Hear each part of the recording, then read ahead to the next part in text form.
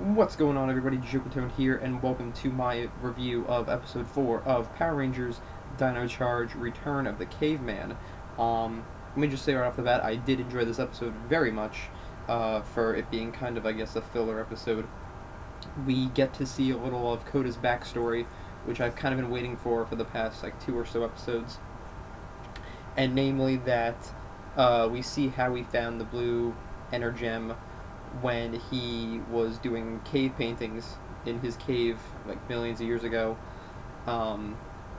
He found it, and then his little brother was under attack from a saber-toothed tiger. Like a saber-toothed tiger was attacking him, and he was calling for Koda for help. Koda came to his rescue, but pushed the tiger off the edge of the cliff that the brother was on, and the energem kind of like froze him or put him in a coma state before he hit the ground, and I guess was lying there dormant until Kendall, Keeper, and Chase eventually found him millions of years later. Now, I'm glad we saw backstory, and it kind of fit into the story of the moral of the episode. Like, Koda, you gotta think of what Koda's going through. It's like, you fall asleep one day, essentially, and then you wake up and everything is completely different. Like, that alone, your mental state must be, like, astronomically out of place.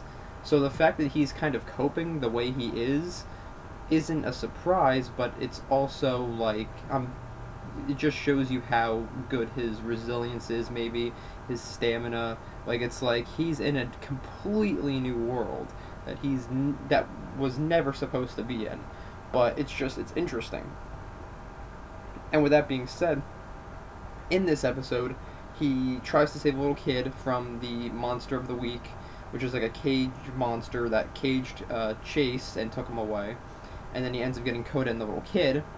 And throughout the rest of the episode, it's kind of Koda trying to protect the little kid like he would do his younger brother. Who, also, you gotta think, you're in the future now. Now, don't get me wrong, there are things like Time Force, so you can go through time and stuff. But it's just interesting for the fact that he'll probably never see any of his family again.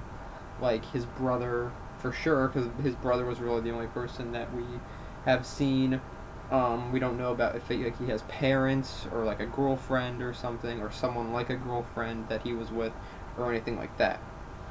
But that you also have to keep in mind too. It's like he'll never see them or anything again, which is also kind of heart-wrenching thinking about it like that. But also the episode's kind of Koda trying to develop into more of modern technology, and learning how to ride a bike and stuff.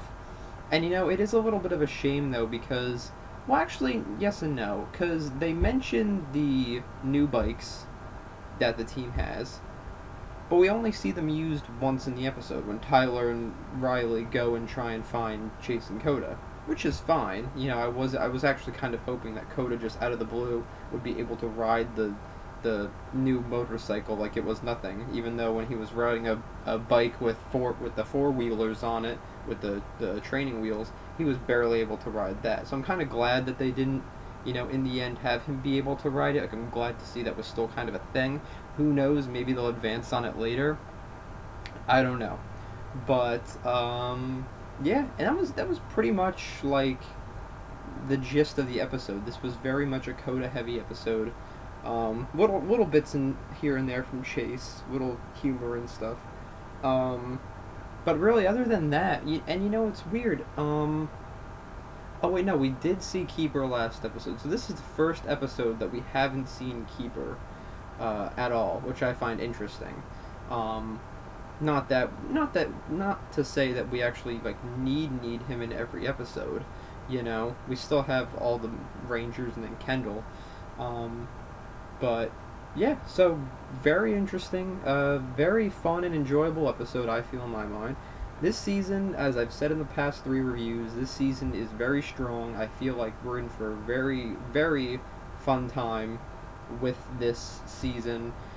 And I feel like it's only going to go up from here. I feel like this season is just going to, once it starts delving into more of the story instead of just kind of little bits of filler here and there, I feel like it's going to be so much better.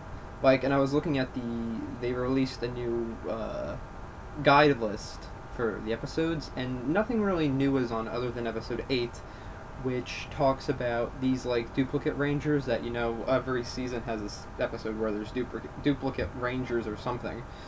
And those rangers take a scanner thing and give it to Fury, and Fury is able to find the Pterodactyl Zord, which I find is pretty interesting, because the Pterodactyl Zord is the 6th Ranger Zord, so it's kind of interesting to see, you know, how they play this out.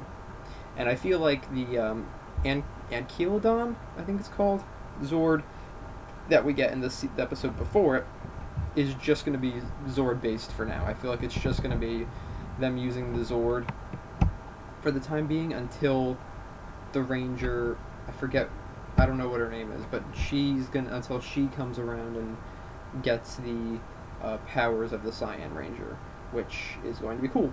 But yeah, so a lot to look forward to. I enjoyed this episode, like I said. I'm trying to think if I'm missing anything else in this. I don't want to say I have nothing, but then when I stop recording, I'm gonna be like, oh crap, I should have talked about that. But yeah, so let me know what you guys think. Leave a comment, like.